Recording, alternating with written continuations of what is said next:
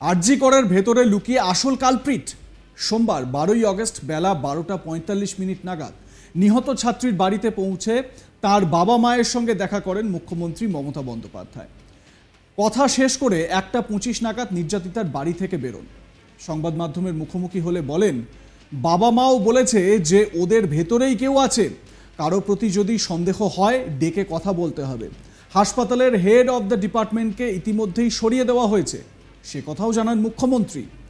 সোমবার আরজি কর কাণ্ডে মৃত ছাত্রীর সোদপুরের বাড়িতে গিয়ে তার বাবা মার সঙ্গে কথা বলেন মুখ্যমন্ত্রী মমতা বন্দ্যোপাধ্যায়।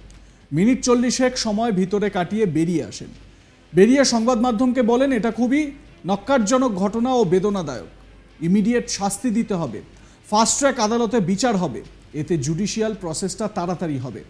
আমরা ফাঁসির দাবি জানাবো। পাশাপাশি মুখ্যমন্ত্রী মমতা বলেন, কিছু মানুষ এখনো সামাজিক মূল্যবোধ হারিয়েছে। মেয়েদের গায়ে হাত দেওয়া অপরাধ। সবাই ছিল, কিন্তু কি করে ঘটনা ঘটলো এটা এখনো আমি বুঝতে পারছি না। বাবা মাও বলেছে যে ওদের ভেতরেই কেউ আছে, কারো প্রতি যদি সন্দেহ হয় বন্ধু বান্ধব ও যিনি প্রথম ফোন করেছিলেন তাকেও ডেকে কথা বলতে হবে। আমরা হাসপাতালের হেড অফ দ্য ডিপার্টমেন্টকে সরিয়ে দিয়েছি, এসিপিকে সরিয়ে দিয়েছি। রবিবার পর্যন্ত যদি কুল কিনারা না করতে পারা যায় এটা আমরা সিবিআইকে দিয়ে দেব, বলছেন কে? রাজ্যের মুখ্যমন্ত্রী মমতা বন্দ্যোপাধ্যায়। শুনুন কি বলেছেন তিনি। আমার কাছে যখনই পুলিশ কমিশনার খবরটা দেয়, আমি সঙ্গে সঙ্গে তাকে বলি যে এটা খুব নক্কারজনক ঘটনা এবং খুবই বেদনাদায়ক ঘটনা। যেই জড়িত থাক তাকে ইমিডিয়েট শাস্তি দিতে হবে এবং আমরা চাই এই কেসটা ফাস্ট ট্র্যাক কোর্টে হোক।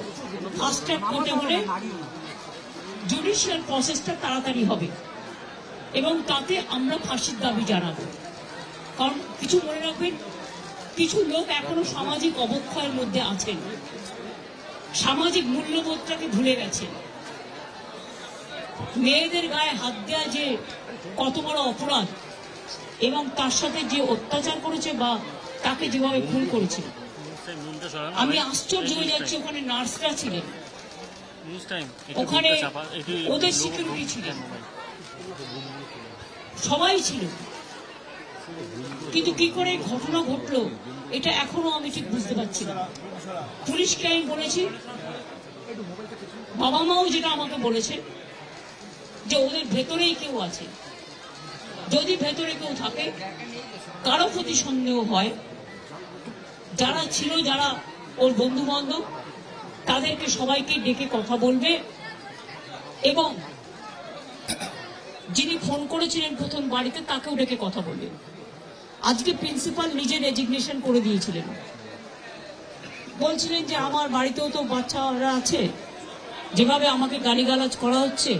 তা আমরা তাকে বুঝিয়ে বলেছি, ঠিক আছে আপনাকে ওখানে কাজ করতে হবে না, আমরা ওনাকে সরিয়েছি অন্য জায়গায়। আমরা ওখানে এমএসভিপিকেও সরিয়ে দিয়েছি ডিউ টু নেগলিজেন্স। আমরা হাসপাতাল থেকে হেড অফ দ্য ডিপার্টমেন্ট, যে চেস ডিপার্টমেন্ট, তাকেও সরিয়ে দিয়েছি এবং পুলিশ পোস্টে যে এসিপি ছিলেন তাকেও সরিয়ে দিয়েছি। সবাইকেই সরানো হয়েছে এবং ডগ স্কোয়াড থেকে শুরু করে, ভিডিও থেকে শুরু করে, ফরেন্সিক ডিপার্টমেন্ট থেকে শুরু করে সবাইকেই ইনভলভ করা হয়েছে যাতে খুনি গ্রেপ্তার হয় এবং দোষীরা শাস্তি পায়। এবং আমি চাই পুলিশ যত তাড়াতাড়ি সম্ভব দোষীদের গ্রেপ্তার করবে। আর রবিবার পর্যন্ত যদি তারা কুল কিনারা করতে না পারেন, কারণ ভেতরেও তো অনেকে আছে, তাহলে এই কেসটা আমরা আমাদের হাতে রাখবো না, আমরা সিবিআইকে দিয়ে দেবো। তার কারণ হচ্ছে আমার এতে কোনো পাওয়ার লেনা দেনা কিছু নেই, আমি প্রথম দিন থেকেই বলছি। কিন্তু ওদের সাকসেস রেট খুব কম। তাপসী মালিককে যখন খুন করে হত্যা করা হয়, ধর্ষণ করে, আজ পর্যন্ত বিচার হয়নি। সিঙ্গুরে এটা হয়েছিল, নন্দীগ্রামে যখন 14 জন গুলিতে মারা যায় বা 10 জন হারিয়ে যায়, আজও তারা ফিরে আসেনি। এই কেসগুলো সিবিআই এর হাতে ছিল, রিজার্ভের কেসও ছিল, একটা কেসেরও বিচার হয়নি। এমনকি রবীন্দ্রনাথ ঠাকুরের নোবেল প্রাইজ চুরি হয়েছিল, সেই কেসটাও ছিল, মানুষ কোনো বিচার পায়নি। কিন্তু তবু মানুষের স্যাটিসফ্যাকশনের জন্য যদি কেউ ভাবতে পারে যে পুলিশ ঠিক মতো করতে পারছে না, যদিও Calcutta police is the best police in the world, তাদের তদন্তের যে সিস্টেমটা, এবং সবচেয়ে ভালো অফিসারকে লাগানো হয়েছে। মুখ্যমন্ত্রীর পাশেই ছিলেন পুলিশ কমিশনার বিনীত গোয়েল। তিনি জানান, যারা ইনভলভ বা কানেক্টেড তাদের ডাকা হচ্ছে। আমরা নিশ্চিত আগামী 4-5 দিনের মধ্যে আরও কেউ যুক্ত থাকলে তাকে আমরা গ্রেপ্তার করতে পারবো। মমতা বন্দ্যোপাধ্যায়ের পাশে দাঁড়িয়ে বিনীত গোয়েল পুলিশ কমিশনার তিনি কি বলছেন শুনুন। আমরা অলরেডি যে ইনভেস্টিগেশন প্রসেসের মধ্যে যারা যারা ওই পিওর কাছাকাছি ছিলেন, কোনো ধরনের কোনো কানেকশন আছে, ইনভলভমেন্ট আছে, প্রত্যেকটা লোককেই ডাকা হচ্ছে এবং ডাকা হবে যদি কারো না ডাকা হয়ে থাকে। এবং আমরা অলরেডি একটা হেল্পলাইন নাম্বার শুরু করেছি, ওর মধ্যে ডাক্তাররাও আমাদেরকে বলতে পারেন, অ্যানোনিমাসলি বলতে পারেন, ফিজিক্যালি এসে বলতে পারেন কি যদি কারো উপরে সন্দেহ থাকে, কি কারণে সন্দেহ আছে। ফ্যামিলি মেম্বার সঙ্গেও আমরা টাচে আছি। কালকে এডিশনাল সিপি1 পার্সোনালি এখানে এসেছিলেন, উনি ওনার ভিউটা জেনে গেছেন। আমিও আজকে এসেছি, ম্যাডাম এখানে এসেছেন, আমরা ওনার ভিউটা জেনে গেছি এবং ওদের সঙ্গে আমরা কন্টিনিউয়াসলি যোগাযোগে থাকবো এবং প্রোগ্রেস অফ ইনভেস্টিগেশন নিশ্চয়ই ওদের সঙ্গে শেয়ার করব। এবং আমরা নিশ্চিত কি আগামী 4-5 দিনের মধ্যে যদি আরো কেউ থাকে, আমরা নিশ্চয়ই ওদের সবাইকে আমরা নিশ্চয়ই অ্যারেস্ট করতে পারবো। আর যদি তা সত্ত্বেও যদি ফ্যামিলি স্যাটিসফ্যাকশন না থাকে, ম্যাডাম যা বলেছেন সেটা হবে। আরজিকর কাণ্ডের তদন্তের মধ্যেই এই মুহূর্তে আবার ভাইরাল দুটি চাঞ্চল্যকর অডিও রেকর্ডিং, যার মধ্যে একটি আরজিকরের ইন্টার্ন এবং অন্য এক কলেজের পিজিটির কল রেকর্ড বলে দাবি করা হচ্ছে। এই অডিও ক্লিপে আরজিকরের ইন্টার্ন স্পষ্ট বলছেন, এই আন্দোলন গোটাটাই ফেক, প্রিন্সিপাল রান করছে পুরোটা। অভিযোগের আঙুল তাদেরই ব্যাচমেটের বিরুদ্ধে।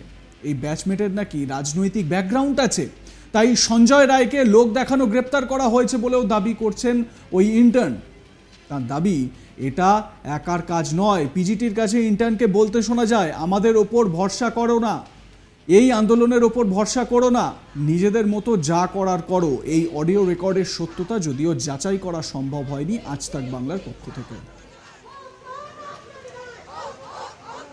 হয়েছে বলতে একটু আরজিকরের ব্যাপারটা। আরজিকরে গোটা মুভমেন্টটা পুরোটাই মেকি, ঠিক আছে, ওটা প্রিন্সিপালই চালাচ্ছে অ্যান্ড প্রিন্সিপালের যারা সাকরেদ তারাই চালাচ্ছে, আমাদেরকে করছে। মুভমেন্টের যে কোনো আলাদা ফেস হবে, অথরিটি যে কোনো স্টেপ নিচ্ছে না বা এরকম আজে বাজে কমেন্ট পাস করছে, এটার এগেনস্টে কিন্তু কিছু নেই, ঠিক আছে। এবং আমাদের উপর বাইরের লোকজন ডিপেন্ড করে এত কিছু করছে, অবভিয়াসলি ভালো লাগছে, বাট আমরা নিজেরাই সাস্টেনেবল নই, because RG Kar has a history of suppressing it's righteous movements. Like comment share করতে ভুলবেন না। দেখতে থাকুন আজ তাক বাংলা।